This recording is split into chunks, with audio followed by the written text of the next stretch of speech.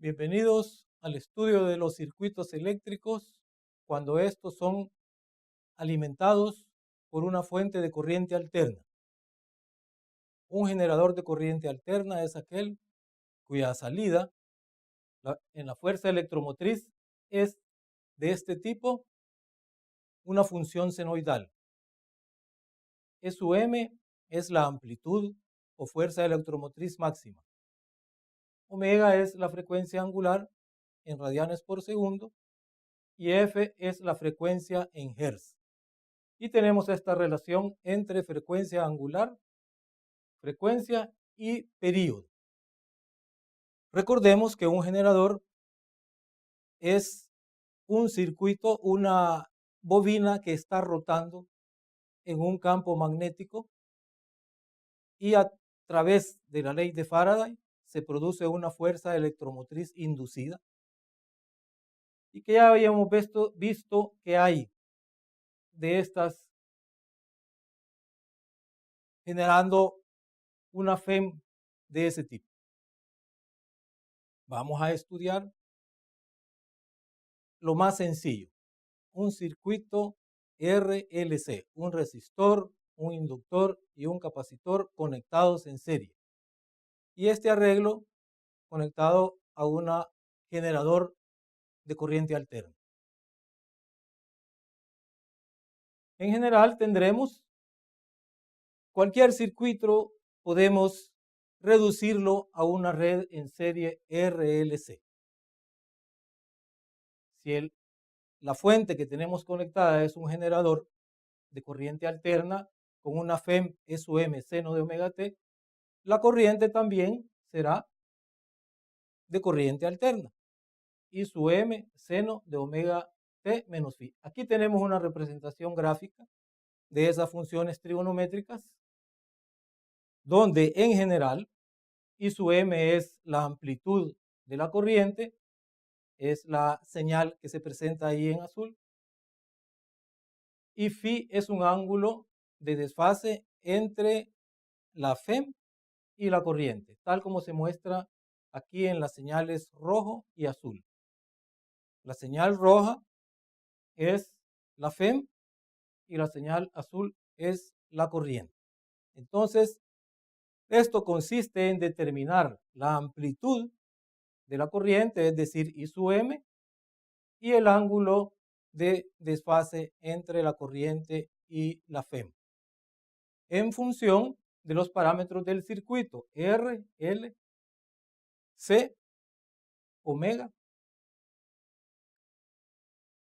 Para eso vamos a estudiar por separado cada elemento. Vamos a ver cómo responde cada elemento. Primero la resistencia, luego el inductor y el capacitor solos conectados a el generador de corriente alterna. Y después vamos a superponer todos los efectos para el análisis de la malla completa RLC. Entonces, primero el resistor, un circuito resistivo conectado a la FEM de corriente alterna. Ya dijimos que la corriente será también de corriente alterna y su M seno de omega t menos phi. El potencial en el resistor es igual a I por R. Únicamente vamos a multiplicar I por la resistencia del resistor. Eso estaría dando I sub M por R seno de omega t menos phi. Observemos que el potencial en el resistor también es una función seno, con un máximo o una amplitud que vamos a llamar B sub Rm, o sea, B sub R máximo. Igual a I sub M por R, como podemos ver en la segunda expresión. Observamos entonces que la señal de corriente y la señal de FEM, o de voltaje, si queremos llamarlo así, o de potencial, están en fase. Las dos alcanzan el máximo en el mismo instante, como podemos ver en esa representación gráfica de las señales senoidales. Pero también podemos representar esas señales a través de lo que se conoce con el nombre de fasor. Cada función seno puede ser representada por un fasor muy parecido a los vectores, pero no son vectores. Se pueden sumar como vectores, pero nada más. Y estos están rotando a la misma frecuencia de la frecuencia angular de las señales senoidales. Esta sería la representación de los fasores, corriente y voltaje en el resistor, como si fueran vectores, pero la longitud de cada fasor es la amplitud de la señal senoidal y están rotando a la misma frecuencia angular omega t o velocidad angular. Digamos, en este ejemplo podría estar rotando en el sentido antihorario y la proyección del fasor sobre el eje vertical es el valor instantáneo de la corriente y de el voltaje en el resistor. Podemos ver que si ambos fasores en t igual a 0 están horizontales, eso indica el origen de las dos funciones seno. Después 90 grados, ambos fasores están verticales, eso indica las máximos en cada una de esas señales. Entonces este es el diagrama fasorial que representa este circuito resistivo cuando es alimentado con una FEM de corriente alterna. El circuito capacitivo. La corriente suponemos que siempre es I sub m seno de omega t menos phi. Vamos a encontrar el potencial en el capacitor. Ya sabemos que el potencial en el capacitor es Q sobre C. Q es el integral de I de t. Ahora integramos I, la corriente dada, I sub m seno de omega t menos phi, y obtenemos menos Im sobre omega c coseno de omega t menos phi. Esa es la integral de la función seno. Observamos entonces que están desfasadas 90 grados. Podemos escribir la función coseno con una función seno, pero con un desfase de 90 grados. Y además introducimos x sub c, el valor máximo del potencial en el capacitor será b sub c máximo, igual a I máximo por xc, donde xc podemos ver que es igual a 1 sobre omega c. Es este término que está acá, 1 sobre omega c por Im. A este término x sub c se le llama reactancia capacitiva y podemos demostrar que sus unidades en el sistema internacional son ohm. Entonces esto es algo muy parecido a la ley de Ohm para un resistor. Como ya dijimos, la corriente y el potencial en el capacitor están fuera de fase 90 grados. Observamos que la corriente alcanza el máximo primero, la señal azul, y la señal roja, que es el potencial en el capacitor, viene atrasada 90 grados, alcanza su máximo 90 grados después. Y un diagrama fasorial para este circuito sería el siguiente. Tenemos a la corriente adelante 90 grados del fasor voltaje en el capacitor. B sub Cm, recuérdense, la longitud del fasor es la amplitud de la señal senoidal.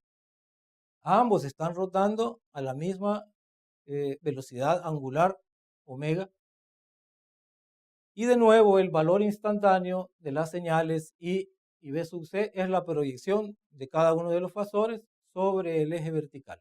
Entonces aquí claramente se ve que la corriente adelanta al voltaje del capacitor en 90 grados. Ahora un inductor de inductancia L conectado a la FEM de corriente alterna. corriente suponemos que siempre es I sub m seno de omega t menos phi. El potencial o la fuerza electromotriz autoinducida, recuerden, en el inductor, L por dI de t. Si derivamos esta expresión y m seno de omega t, obtendremos omega y m coseno de omega t menos phi por L, que tenemos allá en esa primera ecuación. De nuevo, observamos, si la escribimos en forma de seno, que hay un desfase de 90 grados entre la corriente y el potencial en el inductor. Y aparece ahí X sub L, que es igual a L omega. Por IM será el máximo del voltaje en el inductor. Entonces, el máximo, la amplitud del voltaje en el inductor, que es X sub L por I sub M. Y X sub L, pues, será L por omega, la cual es llamada reactancia inductiva y sus unidades también son ohm. También hace un papel como de un resistor en la ley de Ohm. Y aquí está una gráfica de las señales de la corriente y el voltaje en el inductor. Observamos que la corriente se atrasa. Después de 90 grados alcanza un máximo después del voltaje en el inductor. Su diagrama fasorial será el siguiente. V sub Lm, 90 grados atrás la corriente. Ambos están rotando a la misma frecuencia. Esto es como si fuera una fotografía. Pero cuando rotan, su proyección en cada instante en el eje vertical es el valor instantáneo de la corriente y el voltaje, como ya dijimos. Entonces, este es el diagrama fasorial para el circuito inductivo. Ahora, consideremos el circuito inicial con los tres elementos conectados en serie. Con la segunda regla de Kirchhoff, recordemos que la suma de los cambios en el potencial en una trayectoria cerrada es cero. Entonces ahí tendremos esa expresión para las segundas reglas de Kirchhoff. E es igual a B sub R más B sub L más B sub C, donde E es la FEM del generador, B sub R es el potencial en el resistor, B sub L es el potencial en el inductor y B sub C es el potencial en el capacitor. Esa expresión indica valores instantáneos. Pero también es válido eso para una suma de los fasores. Como si fueran vectores, podemos hacer una suma de los fasores, donde la longitud de cada fasor es el máximo o la amplitud de cada una de las señales senoidales que se representan en la ecuación de arriba. Entonces, aquí tenemos una representación de los fasores del circuito RLC en serie con el que iniciamos esta clase. Vemos que tomemos de referencia la corriente. Es el vector en azul o el fasor en azul. Su longitud es I sub M. En fase con él está B sub Rm, el potencial en el resistor. 90 grados adelante está B sub Lm, el potencial en el inductor. Y 90 grados atrás está B sub Cm, el potencial en el capacitor. Y ahí se presentan también los valores instantáneos, las proyecciones sobre el eje vertical. Bien, observemos que B sub Lm y B sub Cm, si los consideramos como vectores, se pueden sumar directamente. Una suma algebraica, uno está en una dirección y el otro en la dirección opuesta. B sub Lm menos B sub Cm será entonces ese nuevo fasor que está adelante 90 grados de I sub M y de B sub Rm. Entonces aquí vamos a recurrir a la geometría. Se forma un triángulo rectángulo entre E sub M, que es la suma, vean como si fueran vectores.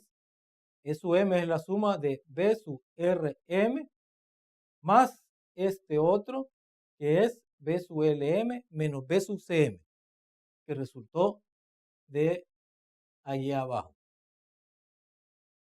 Observemos también que el ángulo de la corriente es omega t menos phi, como ya lo habíamos escrito. El ángulo de E sub m es omega t. En cada una de las funciones seno, ese es el argumento de las funciones. Y entonces observamos claramente que phi es el ángulo entre la corriente y el voltaje E sub m, entre esos fasores. Entonces, con el triángulo rectángulo, E sub m es la raíz cuadrada de B sub Rm cuadrado más B sub Lm menos B sub Cm cuadrado. Eso es de Pitágoras. Escribiendo B sub Rm, B sub Lm y B sub Cm en función de la corriente, las expresiones que habíamos encontrado antes, I sub Mr, I sub Mxl, I sub Mx sub C. La corriente está en todos los términos de la raíz, podemos escribirla afuera de la raíz y tenemos esa expresión. E sub m es igual a I sub m raíz cuadrada de r cuadrado más xl menos xc al cuadrado, la cual podemos reescribir de esa manera. Y además despejamos la corriente. La corriente, estamos hablando de la amplitud de la corriente. I sub m es igual a E sub m dividido entre raíz cuadrada de r cuadrado xl menos xc cuadrado. Y a esa expresión, el denominador, le vamos a simbolizar con la letra Z y le vamos a llamar la impedancia del circuito. Sus unidades serán ohm. Observemos, si sustituimos XL y XC, tendremos entonces los parámetros del circuito. La impedancia será R cuadrado más omega L menos 1 sobre omega C cuadrado. R es la resistencia, L es la inductancia y C es la capacitancia de cada uno de los elementos. Y omega es la frecuencia angular del generador. Entonces tenemos a IM en función de los parámetros del circuito. Es su M dividido entre Z. Y también pudimos observar en el triángulo rectángulo que phi es tangente a la menos 1 de XL menos XC dividido entre R. O tangente a la menos 1 de omega L menos 1 sobre omega C dividido entre R. Entonces también tenemos al ángulo de desfase o de desfase entre la corriente y E sub m, entre I sub m y E sub m, es en función de los parámetros del circuito. Entonces, en otras palabras, hemos encontrado I sub m y phi. Hemos encontrado entonces la respuesta del circuito cuando es alimentado por una FEM de corriente alterna. Hay un fenómeno importante que se da bajo una condición. En el momento en que XL es igual a XC, es decir, el efecto capacitivo y el efecto inductivo del circuito son iguales, se cancelan mutuamente, como ya vimos con los diagramas fasoriales. Y eso sucede cuando la frecuencia del generador es igual a este valor, 1 sobre la raíz de L por C. Eso lo sacamos de acá. XL es omega L y XC es 1 sobre omega C. Despejamos la frecuencia y da 1 entre la raíz de L por C. En esa condición, el circuito, aunque tenga inductores y capacitores, se comporta como si fuera un circuito puramente resistivo. Ven que ese paréntesis en la raíz de la impedancia se hace 0. Omega L menos 1 sobre omega C, allá en Z se hace 0. Entonces el circuito se comporta como resistivo puro. Y en esa condición, el ángulo phi es 0 y la amplitud de la corriente es el máximo valor posible para ese circuito. Y ese fenómeno es llamado resonancia, muy parecido a un sistema oscilatorio mecánico en resonancia, amortiguado cuando la excitación es periódica y la frecuencia de la excitación es igual a la frecuencia natural del sistema oscilante. Eso lo deben de recordar de oscilaciones. Entonces esto es muy parecido.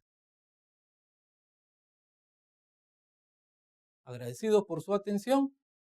Espero que vuelvan a vernos siempre con circuitos de corriente alterna.